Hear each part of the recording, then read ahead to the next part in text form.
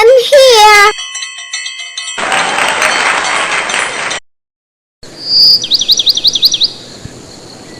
একদিন সুপারম্যান নিজের মতো করে আকাশে উড়ে যাচ্ছিল কয়েকটি কুঁড়ে ঘরের উপর দিয়ে।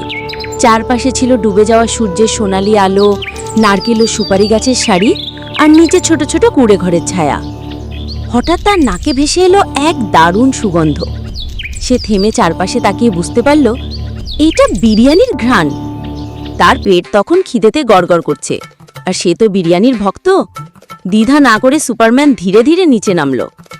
রান্নাঘরের কাছে যেতেই দেখল চুলার ওপর ধোঁয়া ওঠা গরম গরম বিরিয়ানি রান্না হচ্ছে। সেই ঘ্রাণে তার আর নিজেকে সামলানো গেল না।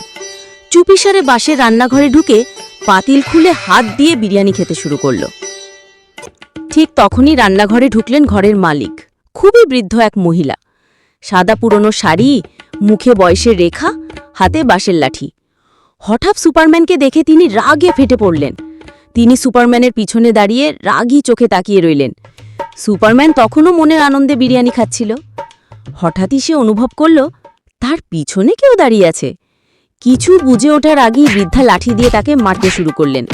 মুখ ভরা বিরিয়ানি নিয়েই সুপারম্যান কাকুতি মিনতি করে বলল, দাদি, একটু খেতে দিন না, আজকে শুধু একদিন খেতে দিন দয়া করে, না হলে কিন্তু আজ রাতেই আপনার পেট ব্যথা করবে।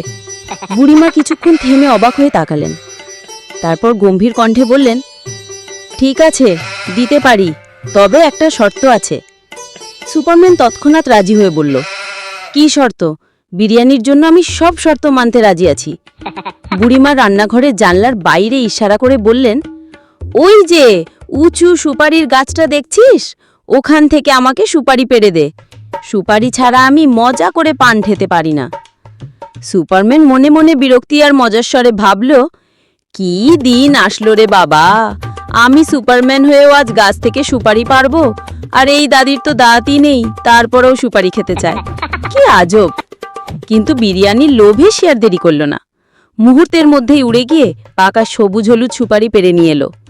দৃশ্য দেখে বুড়িমা খুশিতে হাততালি দিয়ে বললেন, বাহ, তোকে অনেক অনেক ধন্যবাদ বাছাধন।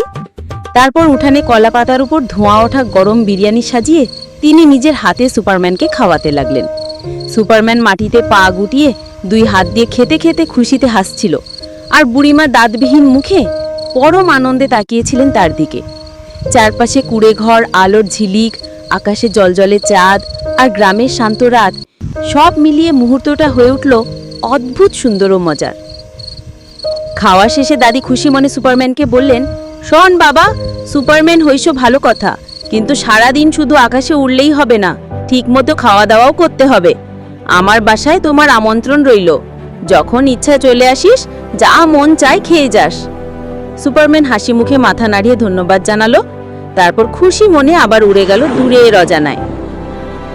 Please do like, subscribe, and share for more interesting stories.